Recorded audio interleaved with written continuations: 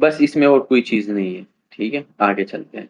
Next जो topic है हमारे पास वही। अब अगर हम प्रोकैरियोट्स की बात करें, ठीक है, फिर हम यूकैरियोट्स के बारे में बात करेंगे कि प्रोकैरियोट्स में हमारे पास जो जीन की जो ट्रांसक्रिप्शन हमने करना है और जो प्रोटीन हमने बनाना है, प्रोकैरियोट्स में किस तरह है और यूकैरियोट्स में कैसा है। ठीक है, तो वही चीजें हैं, पुरानी चीजें हैं, थोड़ा सा इसको एक नई चीजें और बताने इसमें हमें, बस बाकी सारी चीजें वही।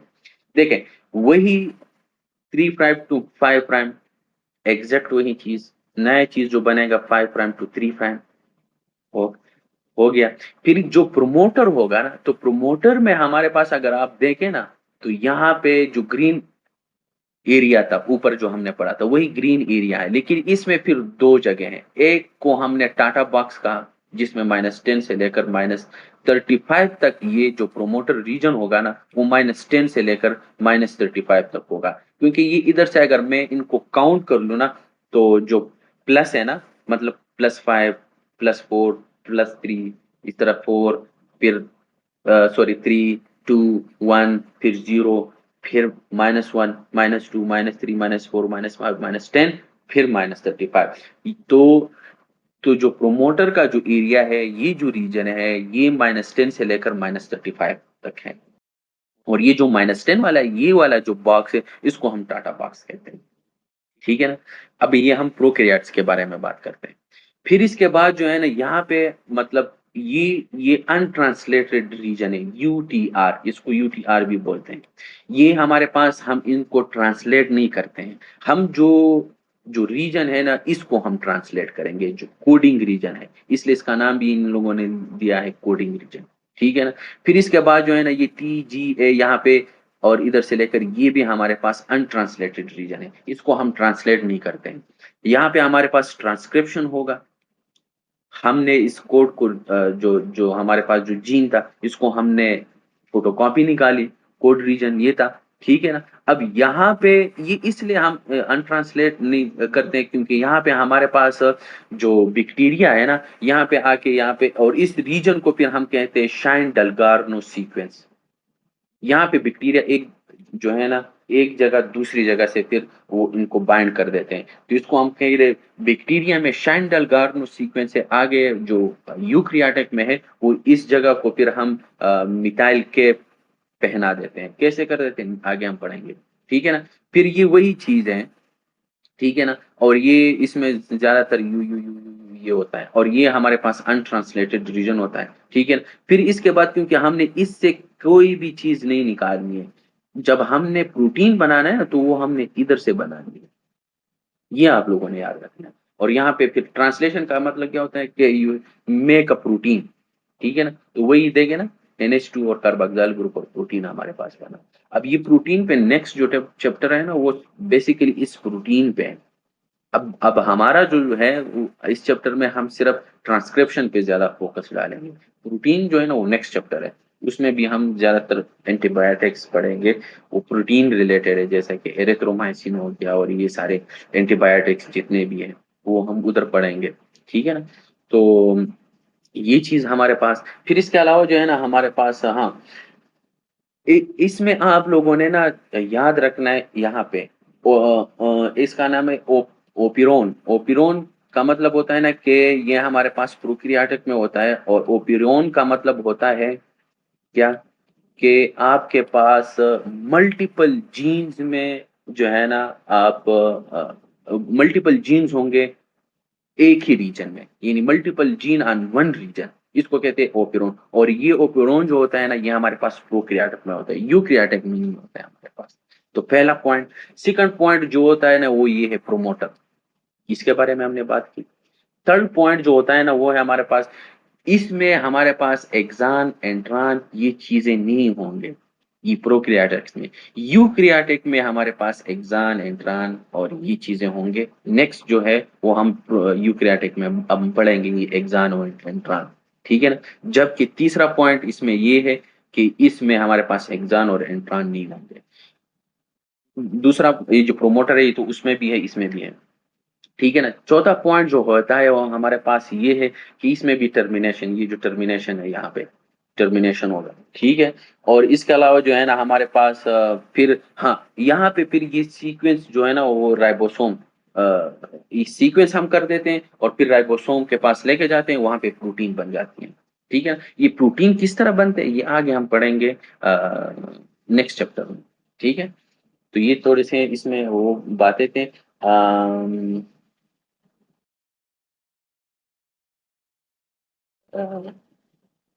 क्योंकि ये जो शाइन डालगार्नो सीक्वेंस है ना, ये इसकी मदद से हम राइबोसोम के साथ इसको हम ऐड कर देते हैं, अटैच कर देते हैं, ठीक है ना। तो ये अहम चीज है। प्रोकैरियोटिक्स में शाइन डालगार्नो सीक्वेंस है, जबकि यूकैरियोटिक्स में मिथाइल के उधर हम कर देते हैं, ठीक है। तो देखें हमारे पास वही चीजें हैं, ठीक है। ये देखिए वही चीजें हैं, प्रोमोटर रीजन G1, फिर ये वो स्पेसर था, ठीक है ना, फिर G2, फिर G3 और अनट्रांसलेटेड रीजन, ठीक है ना। तो हमने इनको काटा, ठीक है ना, शाइन डलगार्नो सीक्वेंस यहाँ पे शाइन डलगार्नो सीक्वेंस, और ई जीन इज ट्रांसलेटेड इंडिपेंडेंटली। इधर से हमने एक प्रोटीन, फिर दूसरा प्रोटीन, फिर तीसरा प्रोटीन, ठीक है।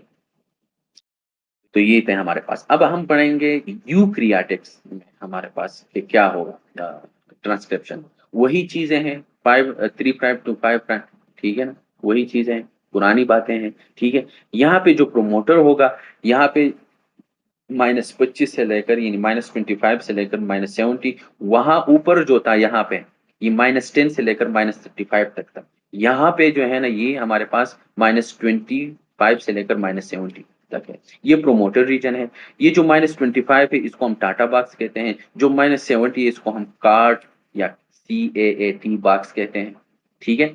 अब ये वही प्रोमोटर रीजन है, ठीक है ना। यहाँ पे भी वही अनट्रांसलेटेड रीजन है जिस तरह ऊपर हमने पढ़ा था, ठीक है ना। अभी जो प्रोकैरियोटिक में हम यूकैरियोटिक में करें, अब यहाँ पे हमारे पास एक्सान है और एंट्रॉन है, ये एक्सान 1, एक्सान 2, ठीक है ना। जबकि ऊपर जैसा हमने कहा ना कि यहाँ पे आप लोगों ने आपने बात करनी है, तो यहाँ पे नो एक्सान नो एंट्रॉन, जबकि यहाँ पे एक्सान एंट्रॉन यस, वहां पे नो। यहाँ पे हमने कहा था ओपिरोन के वन ओपिरोन का क्या मतलब होता है कि ओपिरोन सिर्फ प्रोकैरियोट्स में होता है कि multiple gene in one region, जबकि यूकैरियोटिक में नो, नो ओपिरोन, ठीक है। ये बात आप लोगों ने जहन में रखनी। इसके अलावा जो है ना हमारे पास और क्या है, हम्म, अ, हाँ ठीक है। फिर इसके बाद जो है ना वही चीजें हैं, ट्रांसक्रिप्शन होगा, ठीक है ना, एक्सान एंट्रान और एक्सान, ये वही चीजें आ गया।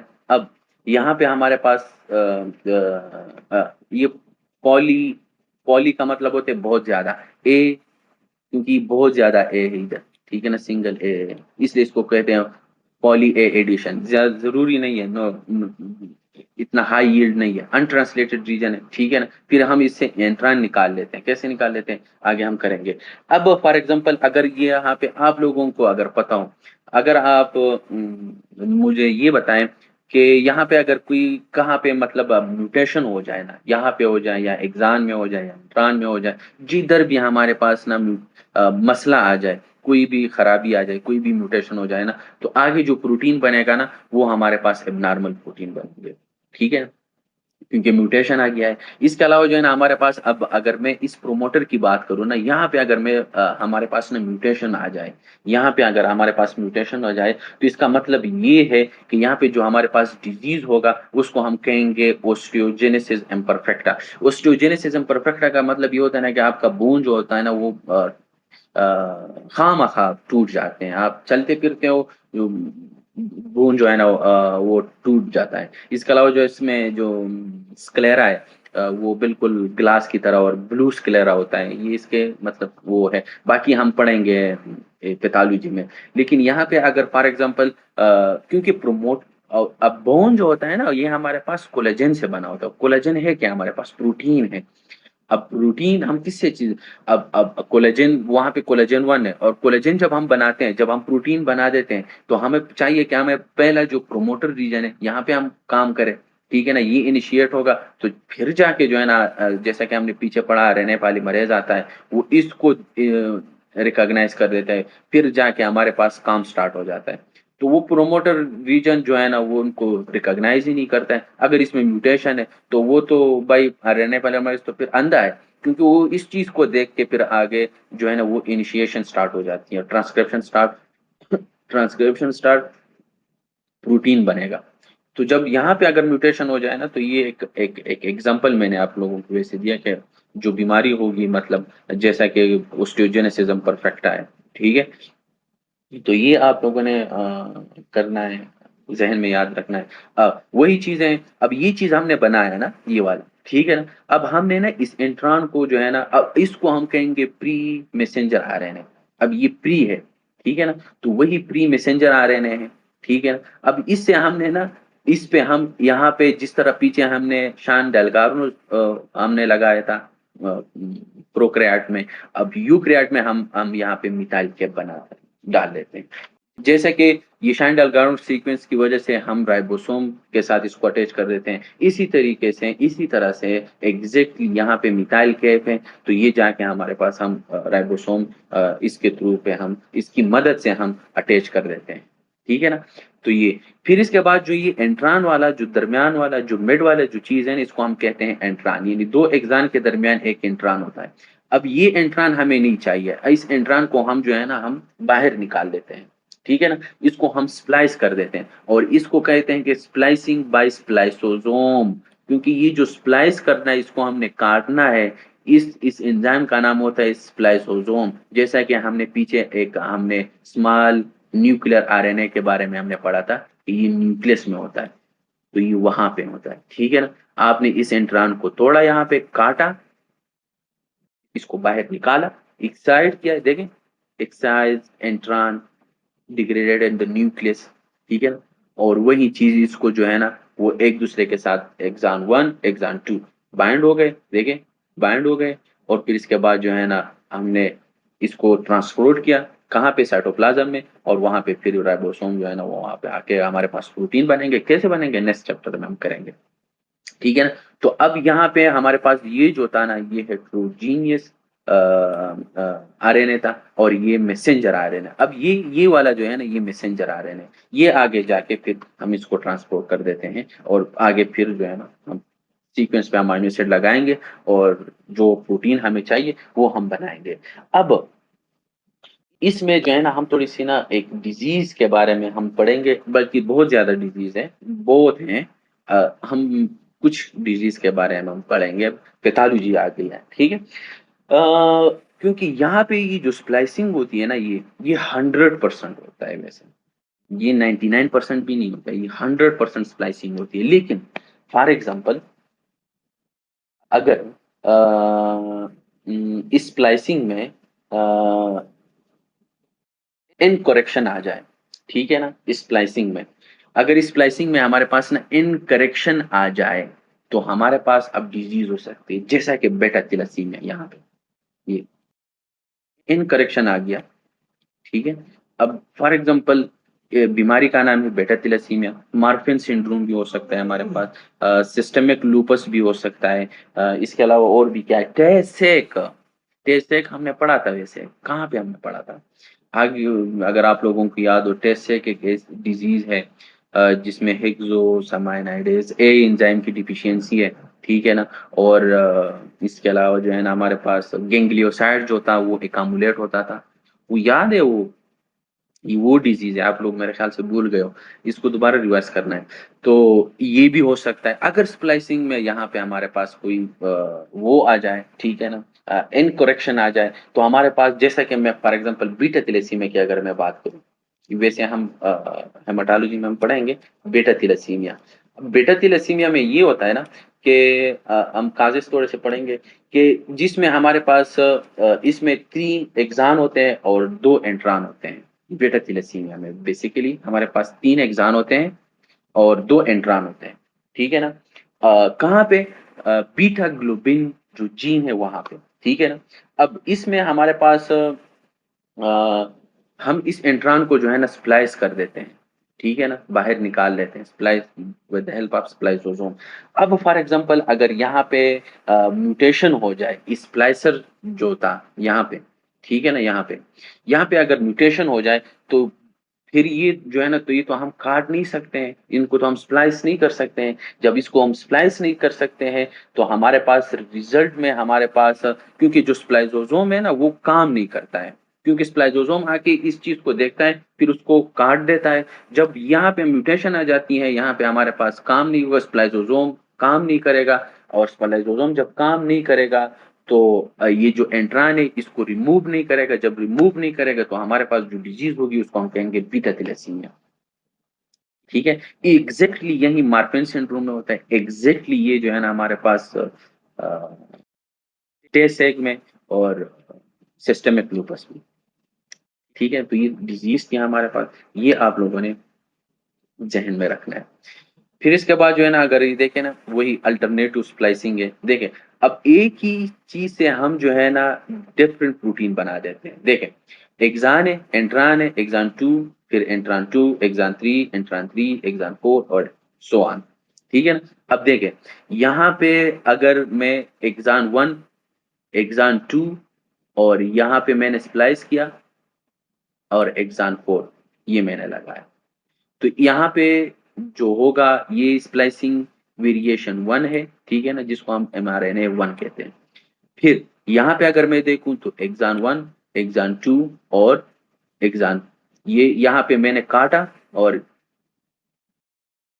सॉरी, एक्सान 1 और एक्सान 3 ये मैंने लगा इधर, और फिर यहाँ पे इधर से मैंने काटा इधर, एक्सान 3 मैंने लगाया। ठीक है ना। तो ये बेसिकली हम क्यों करते हैं, क्योंकि हमने डिफरेंट प्रोटीन बनाना है एक ही जीन से। जैसा कि फॉर एग्जांपल आईजीजी हम पढ़ेंगे जनरल पैथोलॉजी में, membrane IgG versus secreted IG, immunoglobulin जिसको बोलते हैं, इम्यूनोलॉजी में भी है। ट्रोपोमाइसिन है, जो ट्रोपोमाइसिन है और ट्रोपोनिन है। इसके अलावा जो है ना ट्रोपोनिन टी है, जो स्केलेटल मसल्स के जो प्रोटीन है, जैसा कि ये, यानी different protein from one gene, एक जीन से हम डिफरेंट प्रोटीन बनाते हैं। जैसा कि हमारे पास डोपामिन रिसेप्टर है, ब्रेन में हम बना होते हैं। ठीक है ना, उधर हम पढ़ेंगे रिसेप्टर वाले में। ठीक है ना। तो देखिए, एक ही जीन से हम डिफरेंट प्रोटीन बना देते हैं, यानी different protein from one gene. देखें, ठीक हो गया। इसके अलावा जो है ना, अब हम जो लास्ट टॉपिक है इसमें वो ये है कि हमारे पास जो है ना, अब प्रोकैरियोट्स में अगर हम राइबोसोम देखें, ये वैसे नेक्स्ट चैप्टर में हम बड़े डिटेल से करेंगे, वहां पे अब सारे एंटीबायोटिक आ रहे हैं। कुछ एंटीबायोटिक यहाँ पे काम कर रहे हैं, कुछ यहाँ पे कर रहे हैं, कुछ यहाँ पे कर रहे हैं, वो आगे हम करेंगे। ठीक है। अब तो देखिए, प्रोकैरियोट्स हैं और यूकैरियोट्स। प्रोकैरियोट का राइबोसोम अगर देखा जाए तो इसमें जो ये बड़ा वाला सब यूनिट है इसको कहते हैं बड़ा, इसको कहते हैं स्मॉल। ठीक है ना। तो जो बड़ा सब यूनिट है वो है हमारे पास 15 सब यूनिट का। ठीक है, और 50, नॉट 15, सॉरी 50। और ये जो स्मॉल का अगर देखा जाए तो 30 सब यूनिट। अब अगर इसको आप ऐड कर दे तो बन जाता तो 80 है, लेकिन यहाँ पे इन लोगों ने 70 लिखी है। तो जरूरी नहीं है कि भाई साहब अब हमने इस पे सोचना है कि ये क्यों लिखा हुआ है। बनना चाहिए कि 80 लिखें, लेकिन इन लोगों ने 70 लिखा है। हमारा काम नहीं है, बस इन लोगों ने लिखा है, ठीक है। हाई यील्ड नहीं है, बस इतना जरूरी सोचना नहीं है। ठीक है। इसके अलावा अगर आप ये देखें तो 60 है और ये जो है ना 40 है, तो बनता तो 100 है, यहाँ पे 80 लिख। नो नीड, नो नीड भाई, जरूरत नहीं है कि आप इसको वो करें। ठीक है। अब यहाँ पे एक और चीज जो मैंने आप लोगों को बतानी है वो ये है ना, कि जो हमारे पास जो रिकॉग्निशन कर देता है, जो शाइंडल सीक्वेंस हो, यहाँ पे शाइंडल सीक्वेंस, रिकॉग्नाइज शाइंडल सीक्वेंस बाय हेयर। और इसी तरीके से मिथाइल कैरियर, क्योंकि ये हम प्रोकैरियोट्स की बात करते हैं और ये यूकैरियोट की बात है। ठीक है ना। तो 7 मिथाइल कैप, जो मिथाइल कैप, ये जो मिथायोनिन है वही मिथाइल कैप वो यहाँ पे। ठीक है। अब तो ये हमारे पास थोड़ा बहुत वो था, बाकी हम कल हम एग्जैक्टली हम वहां पे करेंगे। तो आज का जो टॉपिक चैप्टर खत्म हो गया। थैंक यू सो मच, और कल मिलते हैं, कल इंशाल्लाह नेक्स्ट चैप्टर के साथ।